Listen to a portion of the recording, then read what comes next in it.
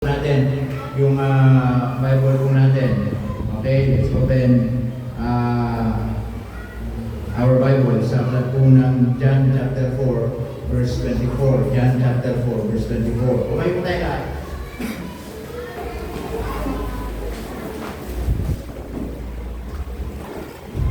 Okay, John chapter 4 verse 24. Amen. Kita niyo na po?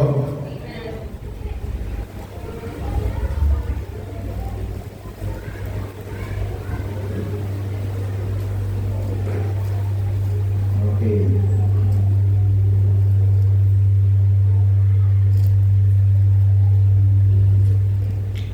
Okay, kita niyo na.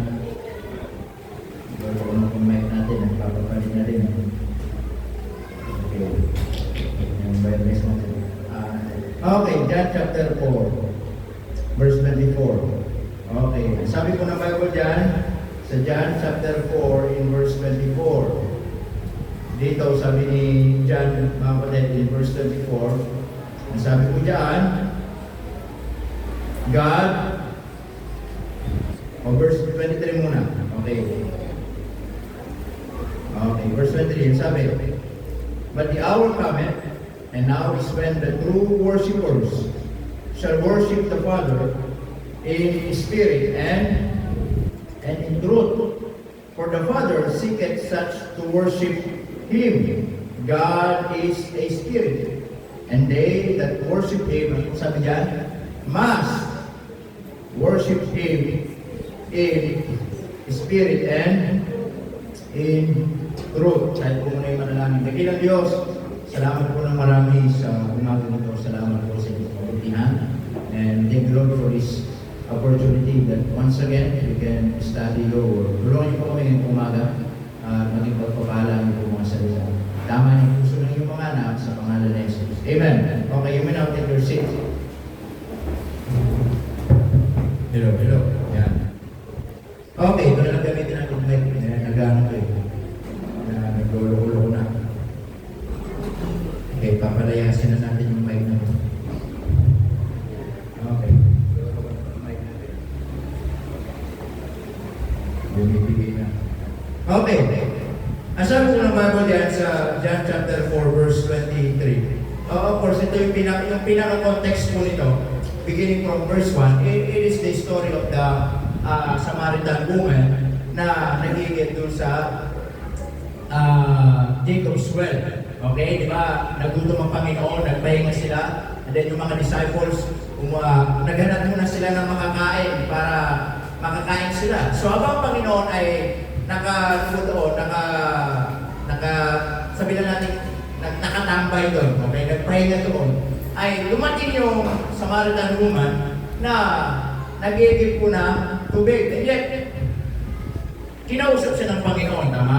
Sabi ng Panginoon sa kanya ay kung sino man ang inom ng tubig na inaalok ko, ano sabi niya? Hindi na muling mauuhaw. Amen? So to make the long story short, itong Samaritan woman na to ay naligtas, nakakilala sa Panginoon. Amen mga kapatid?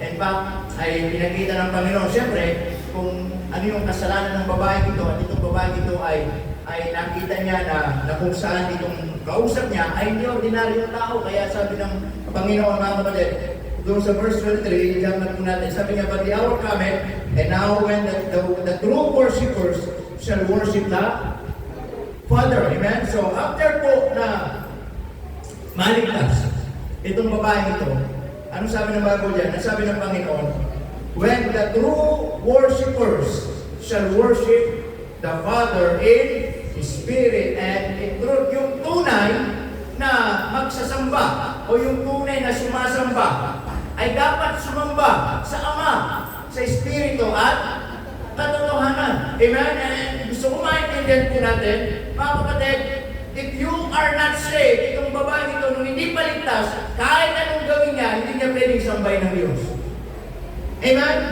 Kaya ang tao hindi anak ng Diyos, kahit anong gawin niya, hindi niya pwedeng sambay ng Panginoon. Kahit anong ialay niya, kahit anong isakripisyo mo niya, hindi niya talaga masasamba ang Panginoon. Dahil ang tunay na pwedeng magsamba sa Diyos ay yung mga taong merong Kristo sa kanilang mga puso. Kaya nga po malinaw, ang sabi ng Bible diyan, ang mga magsasamba ay dapat sumamba sa Ama. Saan daw?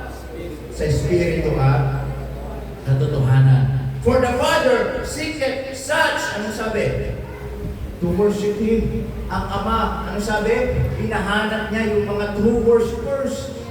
Hindi lang niya sinabing, mga kapatid, anong sabi sa verse 23? Siya, ano sabi po? And now is when the, ano sabi? True worshipers. Hindi lang niya po sinabing worshipers. True worshipers. Why? Kasi meron po mga false worshipers. Meron mga tao sumasamba, hindi sinasambang Diyos. Amen? Meron mga tao sinasambang pera. Meron mga tao sinasambang trabaho. Meron mga tao sinasambang sarili. Ang tawag sa mga yun, false worshipers. Kaya sabi ng Panginoon, itong babae ito, nung sinaligtas, nakakilala sa Panginoon. Sabi niya, ikaw ngayon ay isang totoong sumasamba at dapat sumamba ka sa akin. Ang sabi sa verse 24, God is what? Ano sabi? Is what? O bakit kaya hindi tayo sumasamba sa boto? Sige nga po. Bakit hindi tayo sumasamba sa Diyos-Diyosan? Bakit hindi tayo sumasamba sa Diyos na gawa sa kahoy? Bakit hindi po tayo sumasamba sa Diyos gawa sa pila, gawa sa ginto, gawa sa kamay ng tao? Kasi po sabi ng Bible, ang Diyos ay Espiritu. Amen? Napakalinaw eh. Kaya nga in the Old Testament pangalan eh. Hindi po ba ang sabi ng Panginoon, huwag kayong gagawa ng anumang imahe. Huwag niyo silang lulukuran. Huwag niyo silang luluhuran. Kasi ako yung tunay na Diyos. Amen? Kaya nga nung tayo naligtas, kumilala sa Panginoong Jesucristo bilang pagkakabagtas, the Holy Spirit tumahan po sa atin. And that Holy Spirit, yun po yung nagkikipag-communicate sa Diyos na Espiritu. Naunawan po natin, itong laman natin hindi ito pwede magsamba sa Diyos. Amen? Itong laman natin hindi pwede ito makipag-communicate sa Panginoon. Ang nagkikipag-communicate, mga kapatid, ay yung banal na Espiritu na tumahan sa atin at yun yung nagkikipag-communicate sa Diyos na Espiritu. Amen po ba? Kaya nga po malinaw po ang sabi ng Bible kung bakit po tayo mga mananampalataya hindi sumasamba sa Diyos sa nagawa ng tao. Amen? Kasi ang Diyos ay hindi po bato. Ang Diyos po hindi po pila. Ang Diyos po hindi po kahoy. Amen? Ang Diyos po hindi po ribulto. Napakatulad ng mga binibenta ng mga tao. Nilalako, buy one, take one, buy one, take. Hindi po ganoon. Ang sabi ng Diyos, Espiritu. Amen? Ano sabi ng Bible dyan? Ano po sabi? Sa verse 24. Okay, sabi dyan, God is a Spirit, and they that worship Him. Ano sabi po dyan? Must worship Him in Spirit and in truth. Amen? Yung mga sumasamba ay dapat sambahin siya sa Espiritu at, ano sabi? Katotohanan. Amen? Amen po ba? Kaya nga napakagandang tanong eh.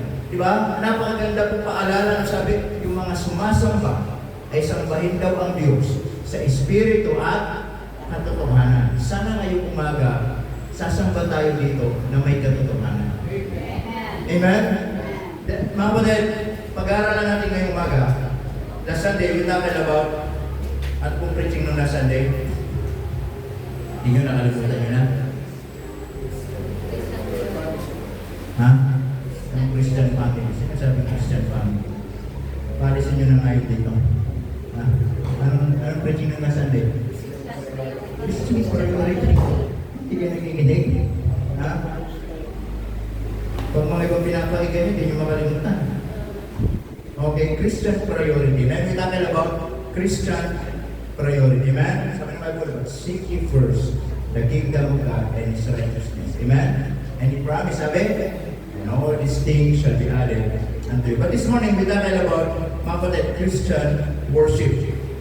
Okay, Christian worship. Of course, nung tayo po nakakilala sa Panginoon, tatandaan po natin, sasamba tayo sa Panginoon. Amen? Nung hindi pa tayo nakakilala sa Panginoon, marahil sumasamba tayo. Pero ang problema, hindi pala talaga tayo nakakapagsamba sa tunay na Diyos. Amen? Marami kung hindi pa tayo ligtas, sumasamba tayo sa mga reliyon natin. Marami sumasamba tayo sa mga kanya-kanyang paniniwala natin. Pero tunay, totoo pala, hindi pala tayo nakakapagsamba sa tunay na Diyos. Bakit? Kasi wala pa tayong relasyon sa Panginoon. Amen? Magsisimula pa lang yung tunay na pagsamba ng isang tunay na anak ng Diyos nung siya nakakilala sa Panginoon. Amen di ba? Dahil nung time na siya po'y naligtas, nung time na siya po ay nakakilala kay Kristo bilang Panginoon tagapagligtas, yun yung time na ang banal na Espiritu tumahan po sa kanyang buhay. Amen? At kaya nga, yun yung time na itong taon ito kapag magpipray, pinapakinggan ng Diyos. Bakit? Yun yung Holy Spirit na nakikipag-communicate sa Diyos na Spirit. Amen po mga kapatid? Kaya po, Christian worship. Amen? Yun po yung pag-aaralan natin ngayon. Number 1, tayo magtatagal. Bigyan niyo lang ako 2 oras. Amen. Ayun yata. Okay. Number 1. Okay, pag-aaralan natin Christian worship. Of course, makita po natin, number 1, the command for worship. The command for worship. Okay? The command. Pag sinabi natin command, utos. Amen? Utos. Sino bang nag-utos sa atin para sambahin natin ang Diyos? Ha? Ang Diyos mismo. Amen? Ang Diyos mismo, mga kapatid. Siya po yung nag-uutos sa atin na sambahin natin siya kasi nga sabi ko nga po mga kapatid, hindi ka naman niligtas ng Diyos na wala lang. Hindi ka niligtas ng Diyos para tumalikod sa Panginoon. Hindi ka niligtas ng Diyos para po lumayo sa Panginoon. Hindi ka niligtas ng Diyos para maging unfaithful sa Panginoon. Niligtas ka ng Panginoon para maging matapat at higit po sa lahat, isambahin natin ang Panginoon. Amen mga kapatid? Napakabangit naman mga kapatid. Niligtas ka ng Panginoon tapos lalayo ka sa Panginoon. Niligtas ka ng Panginoon tapos magiging unfaithful ka sa Panginoon. Amen? Niligtas tayo ng Panginoon para sambahin natin ang Panginoon. Amen mga kapatid? What do you imagine? How old, mga kapatid, na tayo naligtas na? Ilan na tayo naligtas? Amen? For example, ilan taon na tayong Christian? Tama? Ako po, I was saved when I was 16 years old. It means that 16 years, hindi ko pala nasasamba ang Panginoon. Amen mga kapatid? Kaya nga nung nakakilala ko sa Panginoon, doon palang nagsimula na pwede natin sambahin ang tunay na Diyos. Tama? And to worship God, it is a command. Pag sinabi natin command, utos ng Diyos yan. Amen po ba? Meron ba kayo nakita ng mga presidente nag-a-announce, o pag linggo, magsimba kayo? Meron ba kayo na ina-announce sa Facebook, yung mga mayor nagsasabi, o mga taga-bukal, magsimba kayo? Wala. Meron pa mga tumatakbo, mga agawad, konsihal, kapitan, nagsasabi, o mga taga-pansol, magsimba kayo. Wala po. Pero sa Bible, meron nagkukuman sa atin ng Diyos. Sabi niya, mga kapatid, there is a command. Ang sabi ng Bible, Hebrews chapter 10, verse 11, ano sabi doon? Mga kapatid, huwag mabayaan ang araw ng utos ng tao yun, utos ng Diyos. Amen, mga kapatid? There is a command. Ano sabi ng Bible? Ephesians chapter 6 verse 1. Ano sabi? Children, obey your parents in the Lord, for this is right. Suggestion yun. Command. Command yun. Hindi suggestion na sabi ng Panginoon, sige, pwede kayo magsimba o hindi. Hindi sinabi ng Panginoon, baka mas maganda kung magsimba kayo, pero pwede naman hindi. Pag sinabi natin command, we don't have option, wala tayong choice, because God is expecting us, nung tayo mananampalataya, sumunod tayo sa Kanya. Ang sabi ng Bible, huwag babayaan ang araw ng pagkakatipon. Command yun. Huwag sasamba sa Diyos-Diyos, command yun. Amen? Children, obey your parents, command yun. Amen mga kapatid? That's why, if you are not obeying your parents, you are disobedient to God. Amen mga kapatid? If you are absent sa church, you are disobeying to God. command eh. Amen po mga kapatid? There is always a command. Tama? Children, obey your parents. Hindi po, parents, obey your children. Tama mga kapatid? Hindi mababago yung gano'n. Parents, obey your children. Ano, for this is right? Tama? Kaya kayong mga anak, lagi paalala, sumunod kayo sa magulang nyo. Ha? Kayo magmamagaling sa magulang nyo, marunong sila kaysa sa inyo. Kahit anong natamo nyo sa buhay, kahit anong pinag-aralan nyo, marunong yung mga magulang nyo kaysa sa inyo. Naintindihan nyo mga? Marami, meron kayo pinag-aralan kaysa sa kanila. Pero mas marunong sila sa buhay kaysa sa inyo. Makinig kayo sa kanila. Sumunod kayo sa kanila. Amen mga kapatid? Tama po ba? Kasi kung ikaw ay mananampalataya, lahat ay kay anak ng Diyos, alam mo kung ano yung command. Amen po ba? And the Bible there's a lot of command. Amen po ba mga kapatid?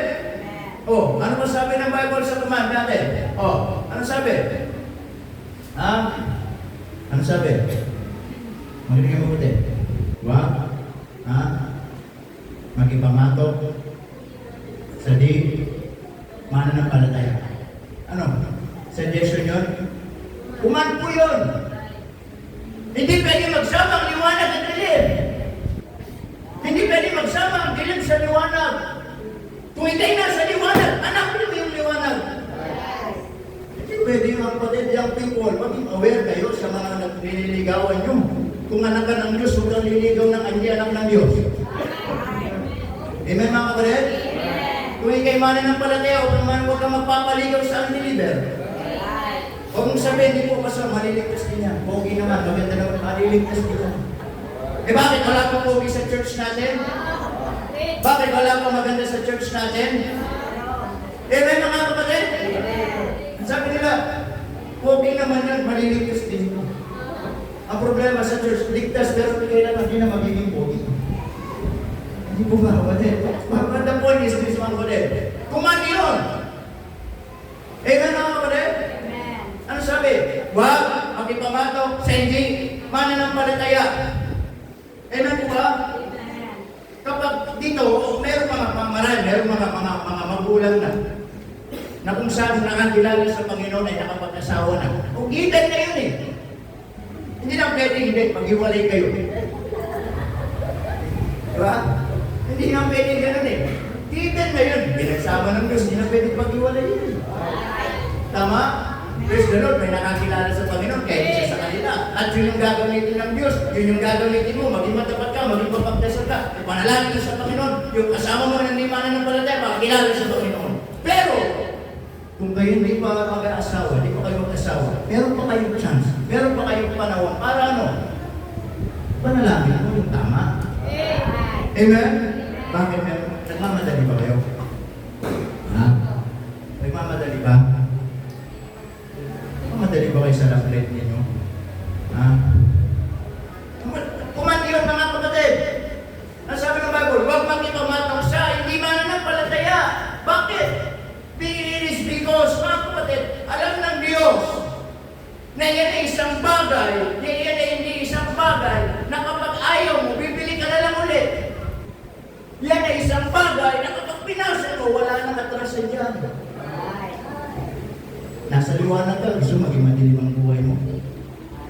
Huwag mo sabihin, hindi, basta pag-pray ko yan. Sigurado ka? Siguraduhin mo. Dahil pag darating ka, pagsisiyan niya. Yan ang mga kapatid, totoo, buhay ang Diyos. Makapangyari yan, kahit yung magbago. Amen mga kapatid?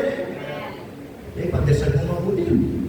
Amen? Because I believe, you're going na napapasok sa isang relasyon na ganyan, na sabi ng Bible, huwag pakipamatok, ipagdasal mo. Amen? Ipagpuhay mo mabuti. There is always a right time, a right place, a right person ibibigay ng Diyos para sa iyo. Kung nag-aaral ka, mag-aaral ka mo ng mabuti. Mabugas nga ng tingin, hindi ko makapabugas, lamlay na kayo.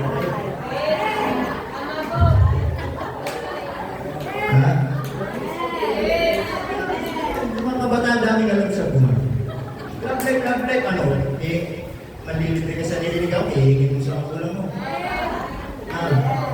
mautusan, hindi ka nga mautusan eh. Oh. Ano ba? Nakikita naman ulit? Minsan nakalangan. Ang dami na nating alam sa love life. Ha? Yung pinapakit, umani yun eh. Oh. Kaya sabi ko, children, obey your parents. Mas marunong ang mga magulang nyo kung anong love life. Amen mga kapatid? Ang problema kasi minsan, love life kayo ng love life, tinatawag nyo. Bakit? Kung mamungoy ba yan, kailangan itago?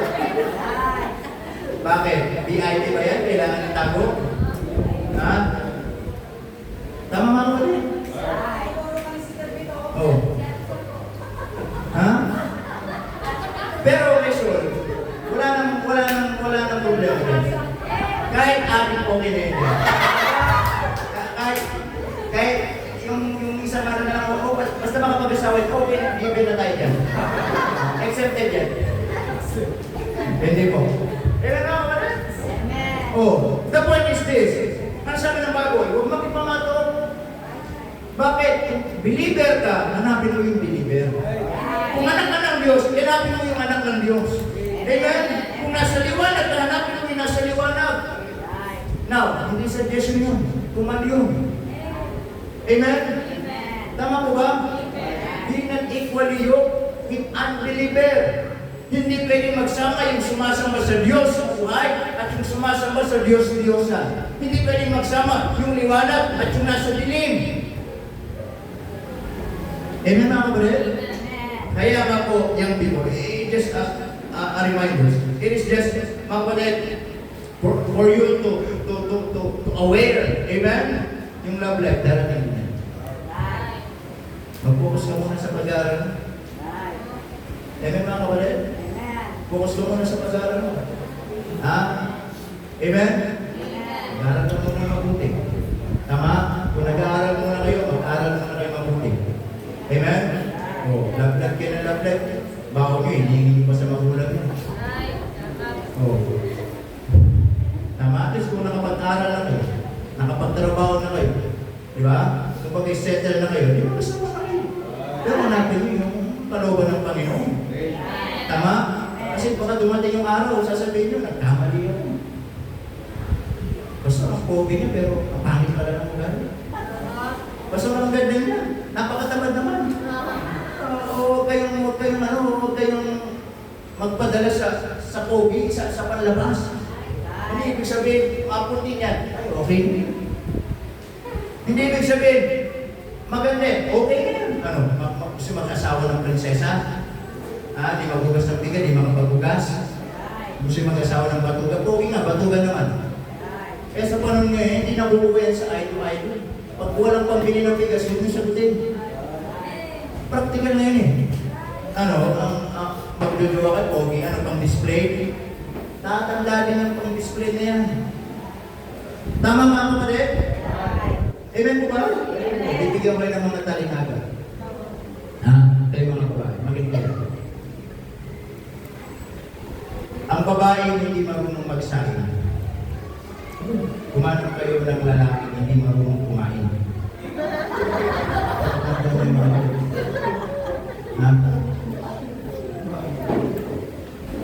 Magsayang din alam tapos maghanap kayo ng lalaki kakain. Maghanap kayo ng lalaki hindi marunong kumain. Kawawa naman yung lalaki. Tama po mga kapatid? The point is, huwag kayong magpapadala sa pogi, saan. Huwag, hindi ganun mga kapatid. Amen? Kung panguyan, pero mas ipago. Ano yung tamos ng ilong? Tamad naman, batuga naman. Tama po ba? Kung maputi yan, tamad naman. Ano yung maputi? Tamad naman. Pagod ka na sa trabaho, pag-uwi mo, nakita mo yung loob ng bahay, wala pong naglinis. Ikaw pa rin maglinis. Amen po mga kapatid? The point is this. It is a command. Amen? Command ng Diyos yun eh. Huwag makipamato. Amen? Mag-pray kang mabuti. Meron na niniwala ko, there is always a right person para sa bawat isa po sa atin. Amen? It is a matter of yung God's timing ng Panginoon.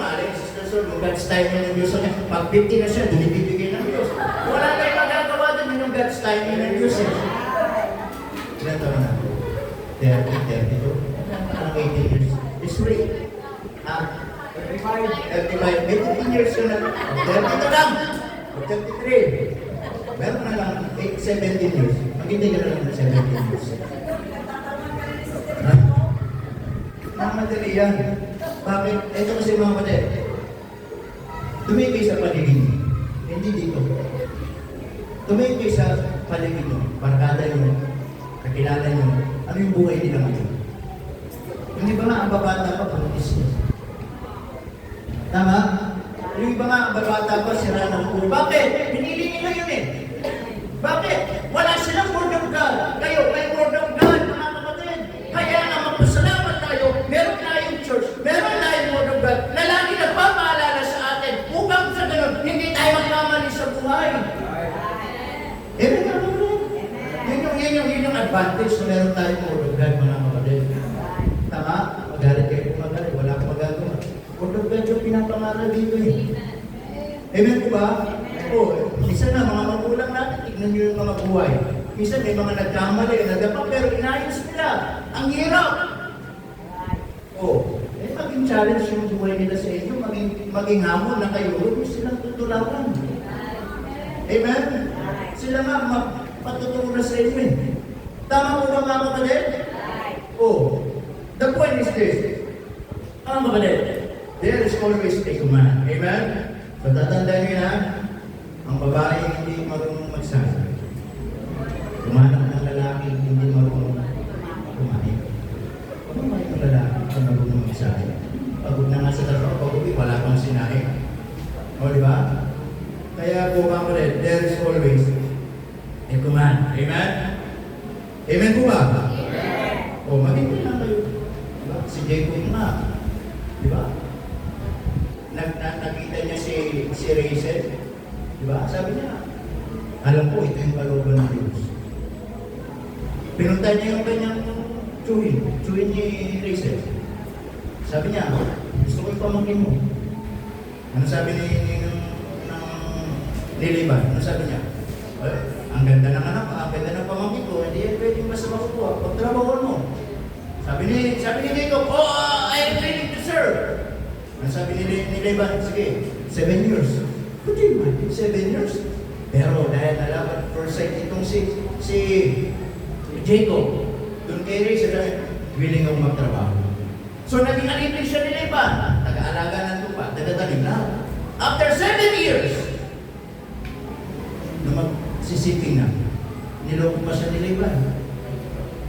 Sabi ni Laban, pag nakuha niya na yung ano, aalis na, hindi, bubulanan ko. Ang ginawa niya, yung isang binigay niya si Leah. O, di ba? O.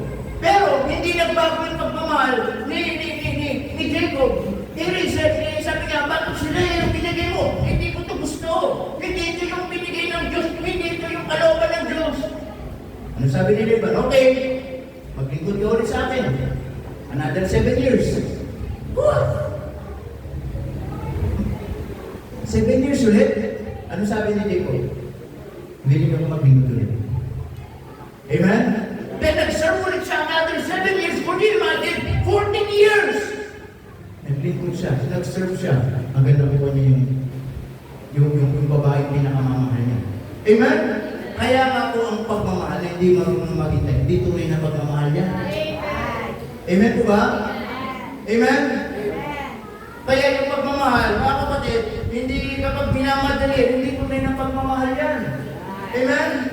Pag kayo may nanliligaw sa inyo, sinabi sa inyo, ano ba naman yan? Isang taon na kitang niligaw, di mo pa sinasabi. Hindi tunay na pagmamahal yun.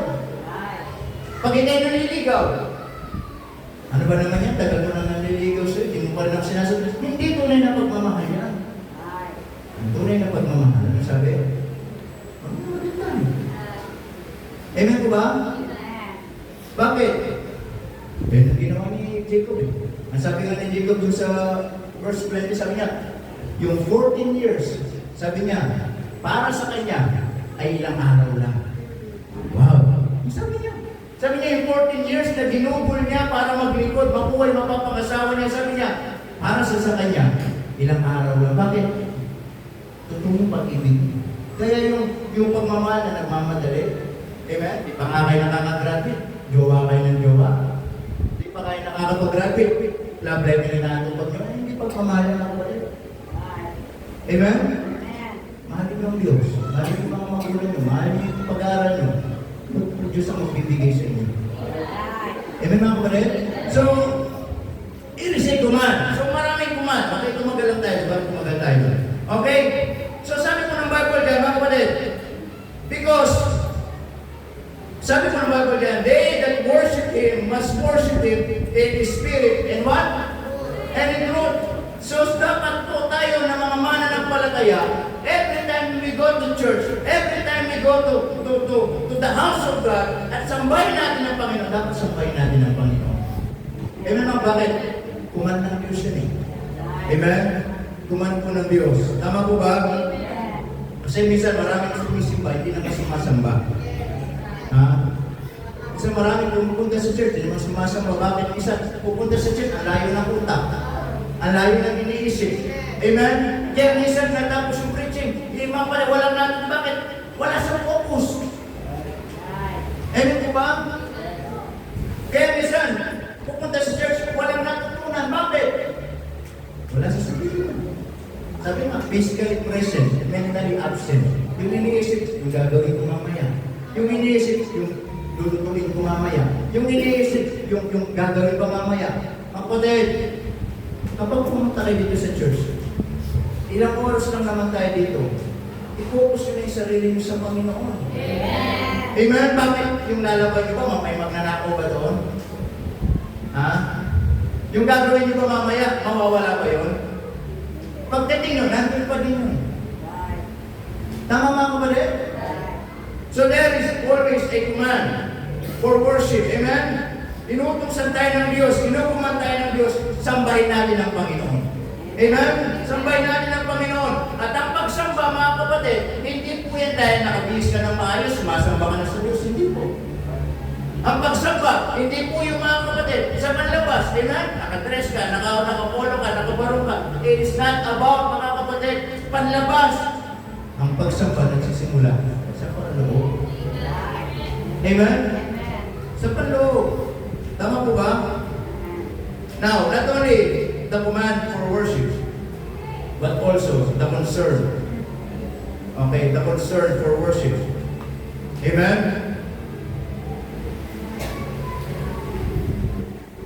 Anong concern natin pag tayo pumunta sa church? What will be our concern? Amen? What will be our concern?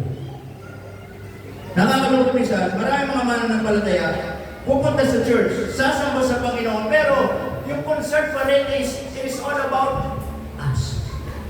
Amen? Yung bang, yes, walang masama, punta ka sa church and you're expecting blessing.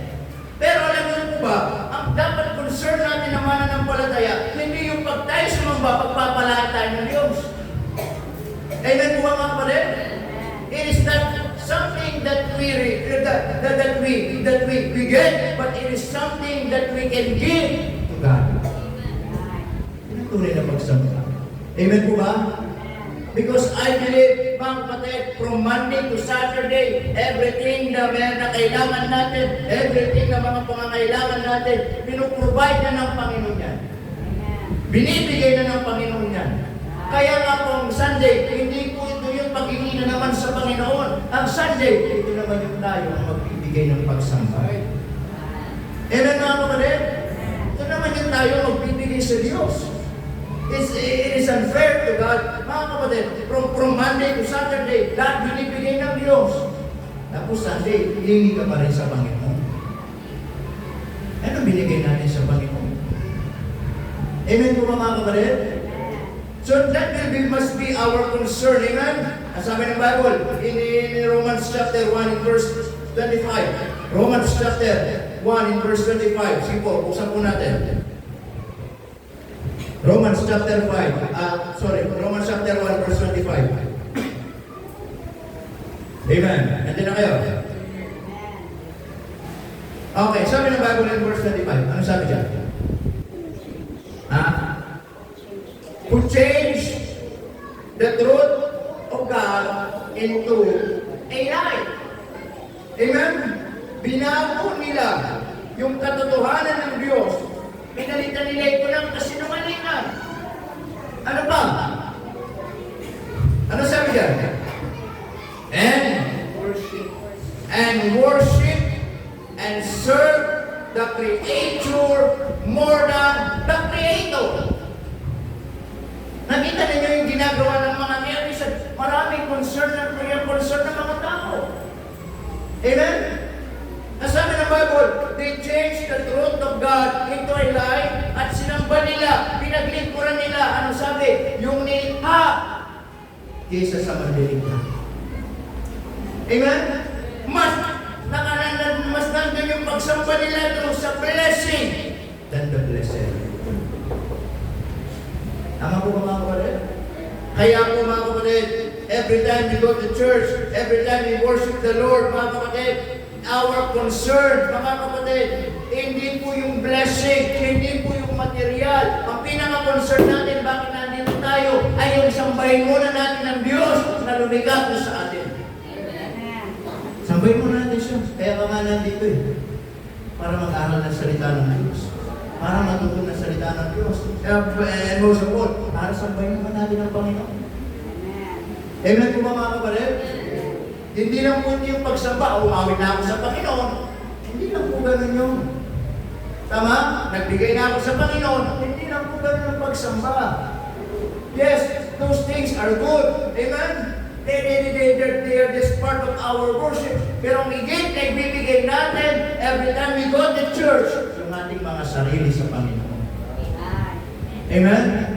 Na tayo sasamba sa Panginoon na nandito tayo, kinikilala natin ang Diyos, Hari ng mga hari, Panginoon ng Panginoon, siya yung lumikha sa atin, amen? At tayo nandito, mga lilikala naman tayo ng Diyos, at harap tayo sa Panginoon, sasabihin natin, Panginoon, nandito ako, sinasamba kita, itinataas kita, dinadakila kita sa lahat ng kabutihan mo sa buhay mo. Yun mo yung ginagawa natin, sasambahin natin ang Panginoon. Amen mga kapatid? Yun yung dapat concern natin. Amen? Kaya sabi ng Bible dyan, mas sinamba nila yung Creator more than the Creator. Mas sinamba nila mga kapatid yung blessing kaysa doon sa blessed. Tama po ba? Amen? Kaya nga when we go to church, it is not something about that, mga kapatid, what we can get. But it is about what we can give. But especially, yung sarili natin sa Panginoon. Amen mga kapatid? Kaya sabi ng Bible dyan sa Revelation chapter 22, verse 8 and 9. Revelation chapter 22, verse 8 and 9. So makita ni John, pinakita ng anghel sa kanya in the future. Okay? Ang sabi ng Bible dyan, in verse 8, and I, sabi niya, John saw these things. Amen? Nireveal ng Panginoon ano yung mangyayari in the future. Sabi niya, and heard them. Narinig ko, sabi niya. And when I heard them and see, nang marinig ko at nakita ko, ano sabi niya yung ginawa ni John? Mga kapatid, I fell down to worship before the feet of the angel which showed me these things. Amen? Netong si John nagkaroon ng pangitain, pinakita ng mga angel, ano yung mangyayari in the future. At ang narinig ni John, nakita ni John, ang ginawa ni John, mga kapatid, nagpatira pa sa harap ng mga anghel. Lumuhod sa harap ng mga anghel. Nagbigay ng pagsamba sa harap ng mga anghel. Now, tinanggap pa ng mga anghel yun? Sinabi pa ng mga angel, dapat lang sambahin mo kami, dapat lang paglingkuran mo kami. Ano sabi ng Bible in verse 9? Sabi niya, then said he unto me. At sinabi ng anghel sa akin, sabi niya dyan, see, thou do it not. Huwag mong gagawin yan. Ano sabi niya? For I am thy fellow servant, and of thy brethren, the prophets, and of them which keep the sayings of this book. Ano sabi? Worship God. Amen? Sabi ni John, lumuhod siya, nagpatira pa. Sabi ng angel,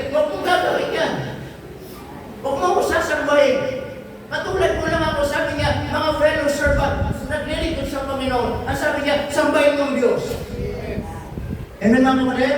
Kaya nga pagsamba natin, mga kapatid, ay salagang sa Diyos lamang talaga. Amen mga kapatid? Because even the angels na nandun na sa langit, wala silang karapatang sambahin. Dahil yung mga angel, sila rin sumasamba po sa Diyos. Amen. Amen mga kapatid? Sila rin po sumasamba po sa Panginoon. And that must be our concern, amen? That every time we go to church, make sure we worship God. Sabi nga, hindi lang yung nabubuo sa pagkanta-kanta. Ha? Kung pagkanta-kanta lang, marami na din nakasamba sa Diyos, dami din na. Baka kung pagbibigay ng pagsamba sa Diyos, baka marami din nakasamba sa Diyos, baka marami din nagbibigay. Bibilangin ko yun namin. Diba? Sabi lang ng pastor na narin ito. Okay? Amen mga kapatid? Because ang tunay na pagsamba, sabi ko nga, yung sarili natin. Kaya sabi niya po Sir Paul, di ba? Mga kapatid, ano sabi niya?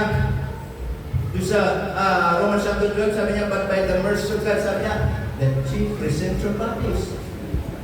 Amen? As a living sacrifice. Holy and acceptable and perfect will of God. Tama? Kaya po, members, Christians, ang tunay na pagsamba, nagagaling sa puso natin. Hindi ko alam kung sumasamba ka ngayong umaga.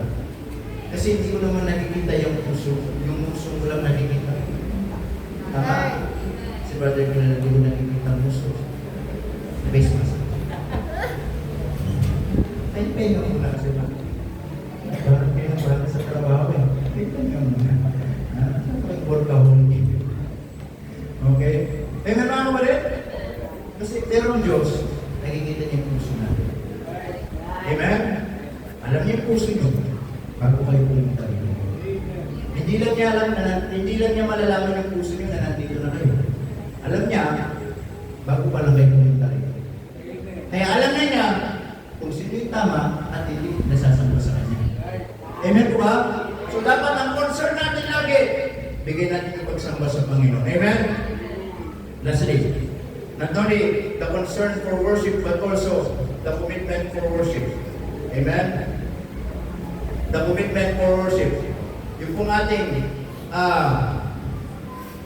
pagsamba sa Panginoon. Amen mga kapatid? Pag sinabi natin commitment, we must be consistent.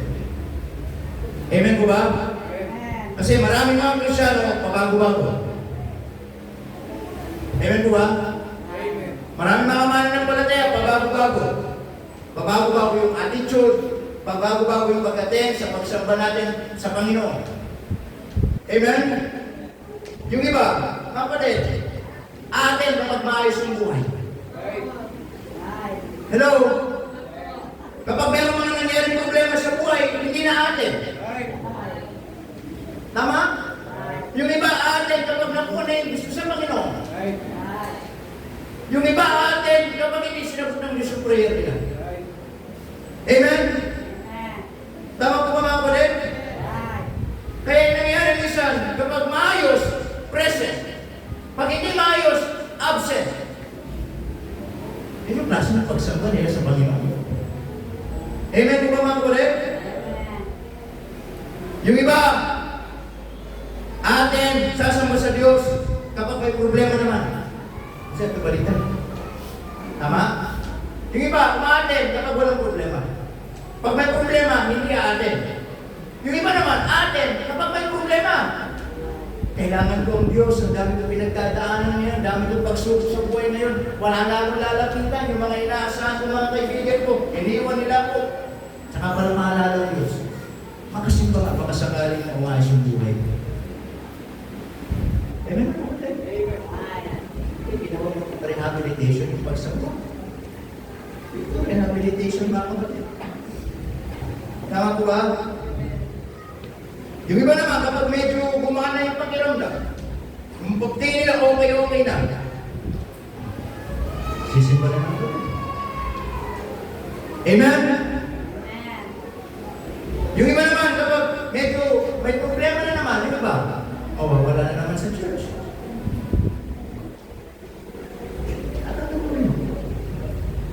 Ayun nangyayari eh. Amen po ba mga kapatid?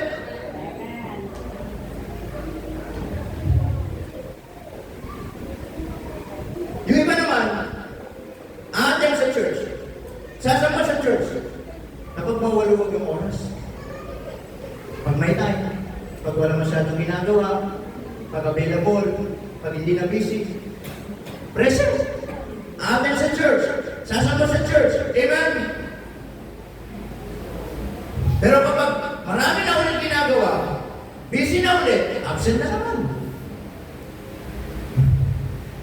Tama po ba? Amen mga kapatid?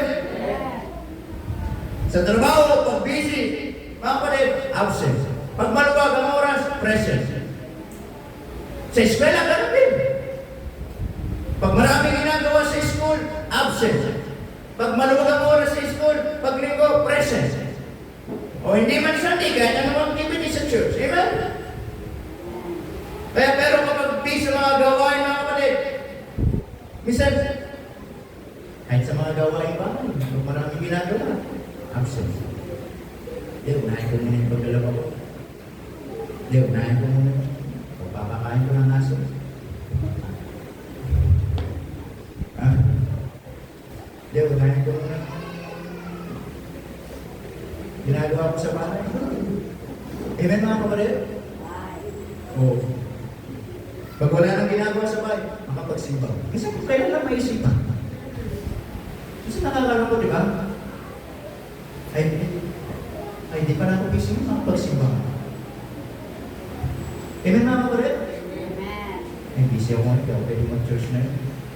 Busy ako sa business. Busy ako sa trabaho ko, busy ako sa school ko, busy ako sa mga paninda ko, busy ako sa mga ibang bagay. Hindi na muna ako makapagsimba. Pero wala namang nabi makapagsimba nga. Wala namang sakit siya makapagsimba nga. Amen po ba mga kapatid?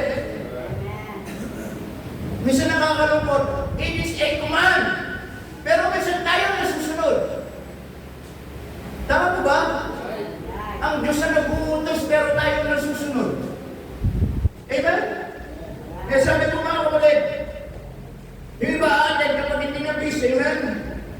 Yung iba naman, atin, kapag okay yung relationship, tama? Hindi sila nag-away mag-asawa, magpagsimba na. Ha?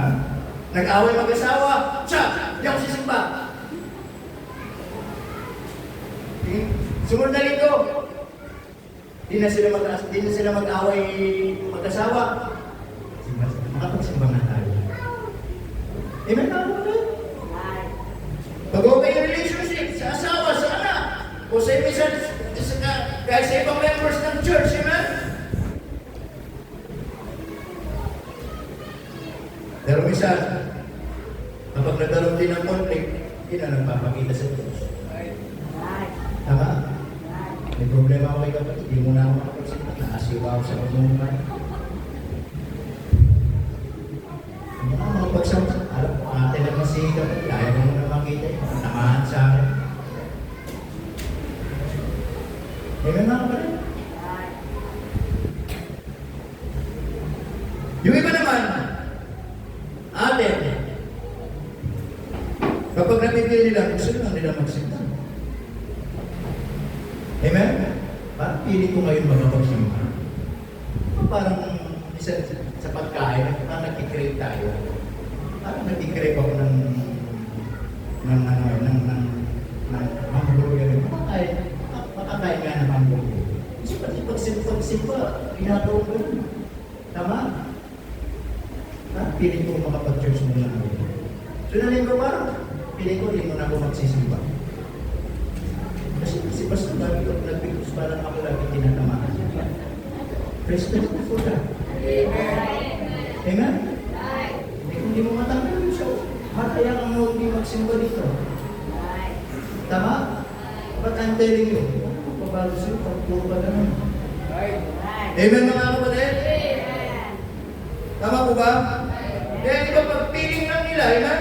Yung iba naman kapag nakakuha, kapag nakuha na nila yung gusto nila sa Panginoon. Amen? Salamat sa Panginoon, binigyan niya yung gusto ko, makapagpasalamat ka, makapagsimba ka. Sunod na rin ko, Panginoon, di mo na ako binigyan siya, di mo na ako magsisimba. Amen mga kapatid?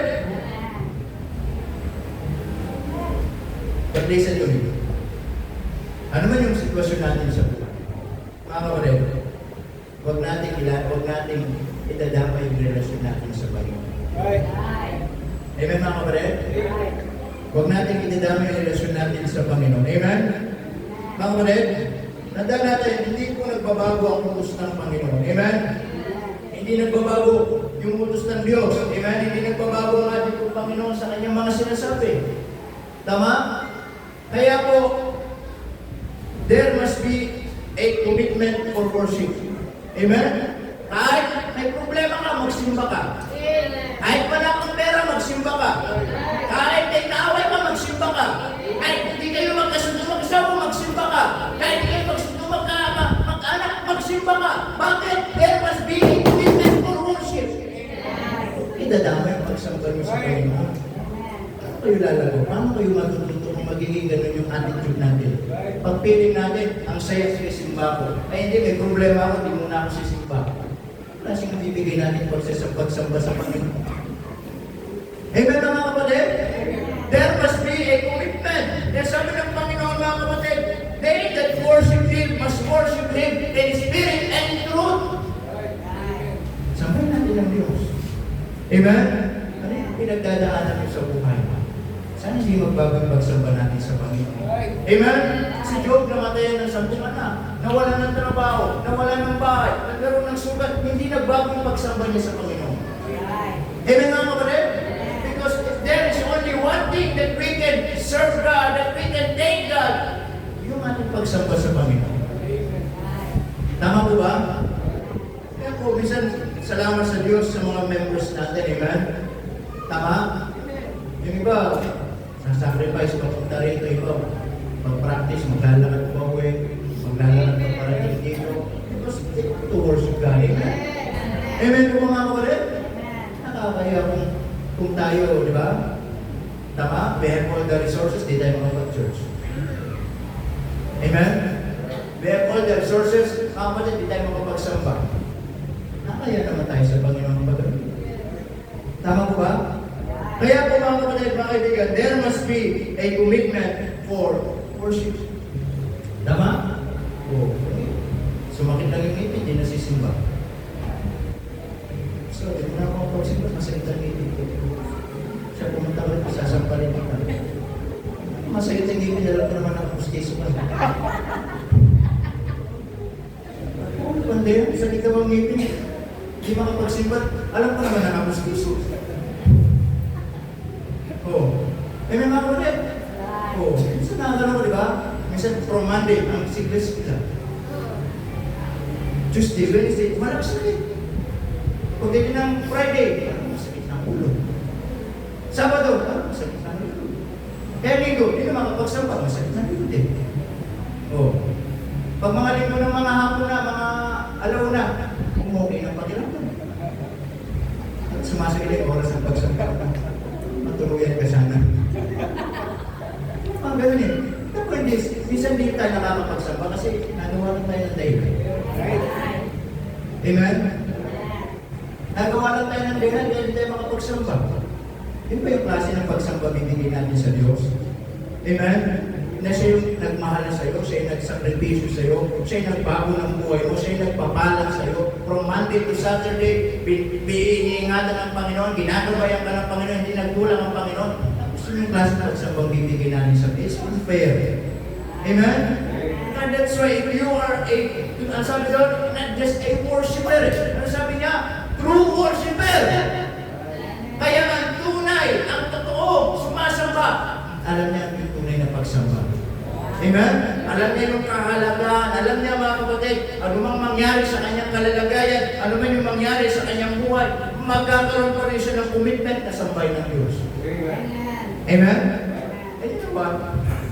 Mga kapatid, as we close, as I said, kahit hindi natin sambay ng Diyos, walang magbabago sa Diyos. Amen? Huwag natin sabihin mawawalan ng Diyos kapag di tayo sumamba. Huwag natin sabihin mawawalan ng Diyos pag absent tayo sa church. Huwag natin sabihin mawawalan ng Diyos kapag di tayo sasamba sa Panginoon. Ano sabi doon mga kapatid? Ni John, nung pinakita ng angel sa kanya yung mangyayari kay John the Revelator, ano sabi? Sinamba ni John yung angel. sabi ng mga huwag mo sasambahin. Katulad mo na akong maglingkod ng Panginoon, ang Diyos ang sambahin mo. Amen? Kung ayaw mong sambahin ng Diyos dito sa lupa, fine! Merong mga angel na doon sumasamba sa kanya. Amen. The point is this, privilege lang, opportunity lang natin na tayo kahit makasalanan, pwede pa rin natin sambahin ng Diyos. Amen. Kaya sana mga kapatid, yung pagsamba na yan, maging commitment natin sa Panginoon. Amen? There must be a command for worship. There must be a concern. And there must be a commitment. Dahil po natin tumayo, dahil po manalangin. As we close, dahil po manalangin sa Panginoon ngayong umaga. Let's pray. Panginoon, salamat po ng marami sa umaga nito. Salamat po sa inyong biyaya. We thank you, Lord, for reminding us for the message. The Lord, help us this morning. And as we close our eyes, bow our heads, marahin ang Panginoon. Mag-usap sa atin. Nagpala tayo ng Panginoon. Pinaalala tayo ng Panginoon. Ikaw ba ay tunay na sumasamba sa Diyos? Ikaw ba ay totoong sumasamba sa Panginoon ngayong umaga? Ang Diyos, alam niya ang ating buhay. Alam niya ang ating puso. Maraming pagkakataon sa buhay natin na hindi natin talagang nasasamba ang Panginoon. Pero sana ngayong umaga naging maliwanag sa atin. As we worship God, there must be a commitment. Ano man ang nangyayari sa buhay mo, sana hindi magbago yung pagsamba mo sa Panginoon ngayong umaga. Kaya ngayong umaga, kung ang panalangin mo ay sambahin mo ang Diyos, pwede ka lumapit sa unahan, manalangin, at sambahin ang Panginoon ngayong umaga sa ating kalagitnaan. Sapagkat karapat-dapat naman po siyang sambahin. Ang sabi ng Bible, Romans chapter 1, verse 25, they worship the creature more than the Creator. Isa yung nakakalungkot sa maraming tao. Mas pinipili nilang sambahin ang oras nila kaysa sa Diyos. Mas pinipili nilang sambahin ang sarili nila kaysa sa Diyos. Mas pinipili nilang sambahin ang trabaho nila kaysa sa Diyos. Na nakakalimutan nila, nakakaligtaan nila. Kung walang Diyos, wala yung mga bagay na meron sa kanila. Alam nyo, as I said, kung ayaw po sambahin ng Diyos, it's fine. Walang mawawala sa Diyos. Because 1,008 years on heaven, worshiping God, singing to God, holy, holy, holy, Almighty. Doon sa namin na sumasamba sa Diyos. Kaya po sa lupa, isang karangalan po, isang pribilehiyo, isang opportunity na ikaw ay makasalanan, na nakakilala kay Kristo bilang Panginoon tagapagligtas, naging anak ng Diyos, na kahit makasalanan, pwede mong sambahin ang Panginoon. Pwede mong sambahin ang Panginoon. Yan sana ngayong umaga, the Word of God reminds us that when we worship God, it must be a command. Sana mas matimbang ang utos ng Diyos kaysa sa tao.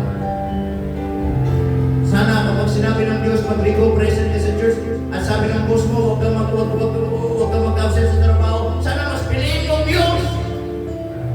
Pag sinabi ng Diyos, pag-ligo, present ka, pag sinabi ng teacher mo, hindi, estudyante ka, pag-ligo, marami tayong gagawin, piliin mo ang Diyos. Kanino man? There must be a command from God.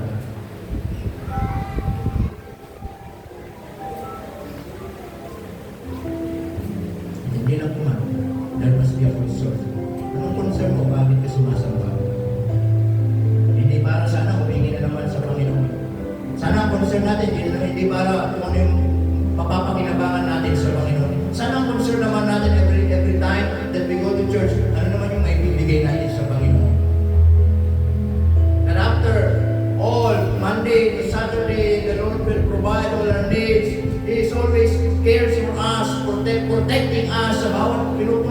natin, trabaho natin, always giving us a right decision, a right wisdom. Sana, sa pagsati naman, ang concern natin, Panginoon, narito ako, sinasamba kita. At bilang masasalamat, ito yung aking iyahan ko sa iyo. And there must be a commitment. Ano man yung pakiramdam mo, may problema ka man, pero may di pagkakaunawaan, ano man yung sitwasyon ng kalalagayan mo sa buhay, sana mga kapatid, maging commitment mo pa rin ang pagsamba sa Panginoon. Dahil you are a child of God. Yun yung gagawin natin. Sasamba sa hari ng mga Panginoon ng Panginoon. Na Diyos na lumikha sa atin. Panginoon, maraming salamat sa paalala ko. Patawarin niyo kami, Panginoon, sa mga panahon na hindi kami nakakapagsamba ng totoo sa iyo. But Lord, here we are again, once again, na nakikita niyo ang puso namin, Panginoon, na kami ngayon ay sasamba ng tunay, dalisay sa aming mga puso sa inyo. Palayan niyo yung mga anak sa pangalan ni Jesus na dumadalangin. Amen. Praise the Lord, and we can now take our seat. Amen. Alright, so tayo po ay magpapatuloy.